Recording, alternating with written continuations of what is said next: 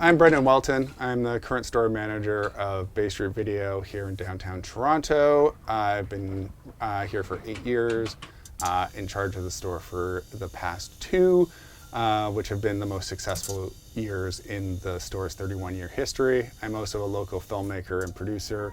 My most recent film is Aaron's Guide to Kissing Girls, made with the participation of Telefilm and Hollywood Suite.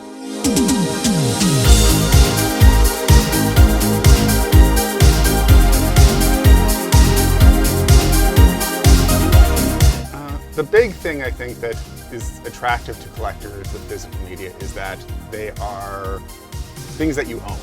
It's not like you are going to have everything on a streaming service when the license is going to expire. It's going to go from Netflix, then Amazon picks it up, and then you have to, if you want to keep watching it, you have to subscribe to another service. Or that they'll just pull everything completely, like for a tax break, like the most recent Willow series on Disney Plus.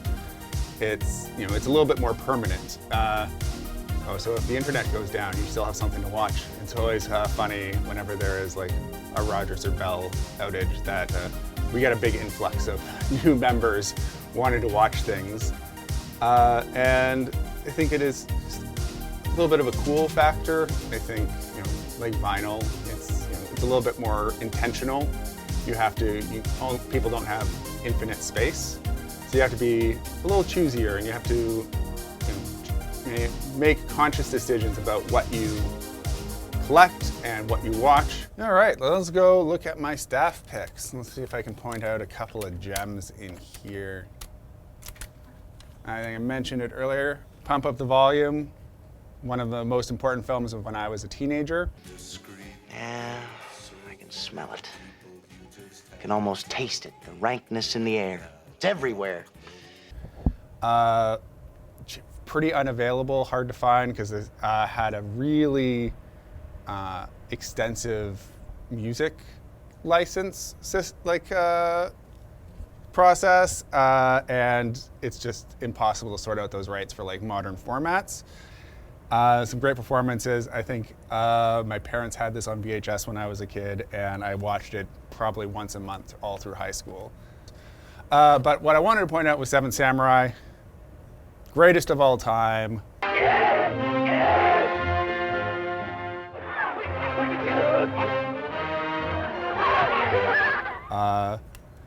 Kurosawa is a master of action geography and blocking and just the human condition. There's comedy, there's action, there's drama, there's romance. It's the perfect film. And if you haven't seen it, this is where you start. This is, no cinema, no Kurosawa, no Seven Samurai. It's, you can't miss it. Limits of Control, Jim Jarmusch, probably my favorite working director right now. I heard you have a very beautiful black girlfriend. She's asleep. Not his, maybe not where I would start, but an underrated gem. It's Isaac de Boncolet plays a hitman on a job in Europe, and he kind of just keeps meeting these people and having conversations about art and philosophy and life, and it sort of culminates in this very strange, creative way that no one else would do it like that. So I'm going to do Last Seduction.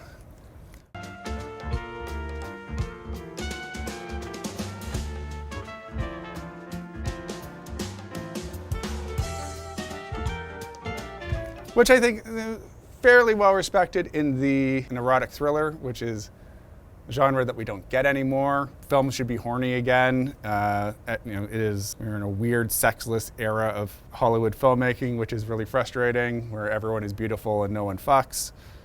But this is just highlight of the genre. It's so fun. It's mean. The performances are great. Linda Fiorentino, all-time femme fatale. Think about what you collect, and you have to be more deliberate. And so I think people choose better films and better editions of films. It's they want the best version of something. They don't want something that's going to the bit rate is going to drop when peak peak usage hours for the internet. It's always fun when we get celebrities, big or small, at the store. We pride ourselves on being very chill and just letting people shop, look around, get discover things for themselves. We have a lot of film fans here, so it's always fun when like someone like Max Minghella comes in like he did the other week, and we got him to sign our rental copy of Art School Confidential. Super nice guy. Happy he discovered us and had a great experience. Also, this was a fun little surprise. This film you can only get directly through the filmmaker's website, and so took a while for us to be able to get a copy, but we finally did, and it came signed. So we also have a signed rental copy of The Room. I did not hit her. It's not true. It's bullshit. I did not hit her. I did not. Oh, hi, Mark. With Tommy Wiseau's signature right there, which is, maybe not the rarest thing, but it still like really tickles us that we have it and it exists. It's fun. It's always great when like a local filmmaker comes in and shows off that that we carry something that they made. One of the big things I've done since taking over is really do more outreach with local filmmakers, carrying stuff on consignment, trying to just get help them get their work seen. My name's Zach Leverton. I'm a Toronto-based film fan. Bay Street Video, I come here, I'd say about once a week on average, to pick things up, browse around. What initially attracted me to this place is it's the oldest video store in the city, and I love the atmosphere, specifically with the other patrons, with the staff. There's a lot of passion that goes into how this place is set up and what they choose to curate for what I can buy, and I trust the staff quite a bit here. I think a lot of hay is made by physical movie collectors about that it's better than streaming. Everything is a subscription. Everything is just something that comes in a little box that you pay $15 a month for. I like the idea of being able to physically hold something I love, something that brings me joy. And so if I love a movie, even if I see it on Netflix initially, I might come here and pick up a physical copy because I want to own the things I love and not have to rely on it being on Netflix or Apple Plus or whatever the hell. One day I was in here and I found a copy of a film called Ruslan and Ludmilla, which is an old sort of fantastical fairy tale film from the Soviet Union.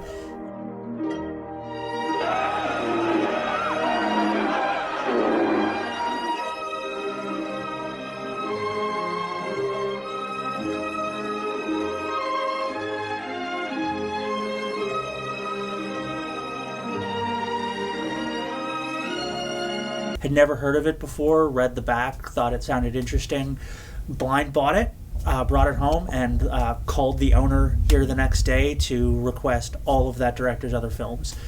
So that's one of my favorite memories of being here, and really one of the best things about a place like this is, when you're on Netflix, everything just kind of bleeds into itself. It's all just content. You scroll, you find something you can watch while you look at your phone, and you move on. Something I love about this place is that when I come in and look at things, I can pick it up, I can hold it, I can read the back, I can take my time with everything. Things stand out, and there's an investment on my part, both in terms of time and money, obviously. That really just keeps things available to be loved like that. When I'm not managing the store, Bay Street Video, I am a Canadian independent film producer. My last feature film was Aaron's Guide to Kissing Girls. Came out in theaters in 2023. Hey, you look like you're strong and independent and don't need a man. Luckily, I'm not a man. Sadly, doesn't have a physical release yet. We're working on that to try and get, close the circle, have some more stuff that I've made here. But yeah, it was a fun little film I made with the help of the Telefilm Talent to Watch Fund. Toured around the world, won a couple awards. We won Best Family Film at the Mill Valley International Film Festival, as well as the Best Feature Film at LA Femme International Film Festival in LA. A lot of fun. Got to work with a great cast. A project that came, the store helped make, which I'm very proud of and protective of. Speaking of telefilm and talent to watch, we finally got a physical release of I Like Movies by Chandler Levac. About me coming to New York. I don't know, when I moved to New York, I see myself becoming like a completely different person. So you're just not gonna want to be my friend? Last week, which is great timing. It's also a really fun, a little bit more bitter coming of age story about like a young cinephile in suburban Ontario, dealing with grief and trauma at crossroads in his life. It's actually produced by a friend of mine who was at the Canadian Film Centre with me in the producer's lab, Lindsay Goldner. We were in the same cohort at Telefilm Talent to Watch, so there was a lot of support back and forth. Bay Street Video actually provided a bunch of the DVD cases for set decoration, and a character named after me in it. Was very, very amused and moved when I saw that. I did not know. Did a spit take while I was watching it. But yeah, it's a really, really great little Canadian film that really sort of captures a certain era and attitude of young cinephile, which we rent and sell. And if you haven't seen it, please check it out. There's a lot of space to get lost, a lot of space to find your new favorite film. But we, always ask us for recommendations. We'll point you in the right direction. Hopefully you'll find something that makes you see the world in a way you haven't considered before. So, come on in, get lost. Spend an hour and a half reading the back of everything in the horror section, and you're gonna definitely find something cool.